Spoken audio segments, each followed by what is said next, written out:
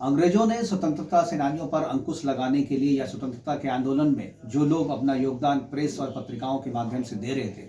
उन पर नियंत्रण करने के लिए, उन पर अंकुश लगाने के लिए और कहीं उनसे उनके द्वारा लिखी गई चीज़ों से, उनके द्वारा लिखे गए लेख से क्रांति ना भड़के और देश में आज़ादी की मांग तेज ना हो जाए, इस पे कंट्रोल करने के लिए अंग्रेजों ने यह कानून बनाया था। करीब 100 से ज़्यादा साल पुराना ये कानून है और इसलिए ये चलता आ रहा था। आज़ादी के 75 साल बाद तक यह कानून चलता आ रहा था। ये बड़ा दुर्भाग्यपूर्ण है और उसी कानून से, उसी माइंडसेट से, यानी जो कॉलोनियल माइंडसेट है, उसी माइंडसेट से अब तक जो है प्रेस को नियंत्रित करने की कोशिश की जा रही थी। इसमें सबसे जो एक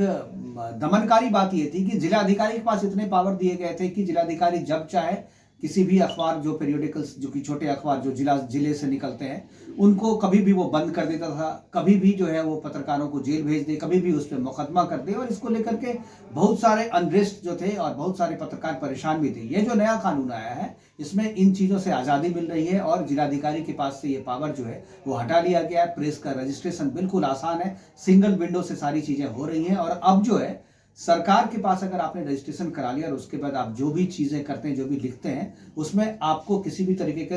राज्य सरकार का या जो दूसरे जो स्थानीय गवर्नमेंट है ना, स्थानीय जो प्रशासन है, उसका कोई अनावश्यक हस्तक्षेप नहीं होगा। आप स्वतंत्रता पूर्वक जो है अपना अखबार, अपनी पत्रिका जो है निकाल सकते हैं और मुझे लगता है कि यह जो फैसला है वो राष्ट्रवादी पत्रकारिता के लिए स्वर्ण युग की शुरुआत के जैसा है, क्योंकि इसमें जो राष्ट्रवाद की पत्रकारिता करते हैं उनके लिए बड़ा ही सुनहरा अवसर है। क्योंकि किसी भी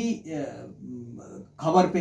कोई भी चीज़ अगर अधिकारियों को पसंद नहीं आई तो भाई उसके लिए आपके खिलाफ एफआईआर दर्ज कर दिया जाएगा, आपको जेल भेजने की कार्रवाई शुरू हो जाएगी। तो वो सारी चीज़ें इस बिल में एड्रेस किया गया है और इस बिल के लागू हो जाने के बाद से इस तरीके की चीज़ें जो पत्रकारों के खिलाफ होती रही है उस पर अंकुश लगेगा और राष्ट्रवादी पत्रकारिता को निश्चित तौर पे एक नया आयाम, एक नया आकाश मिलेगा।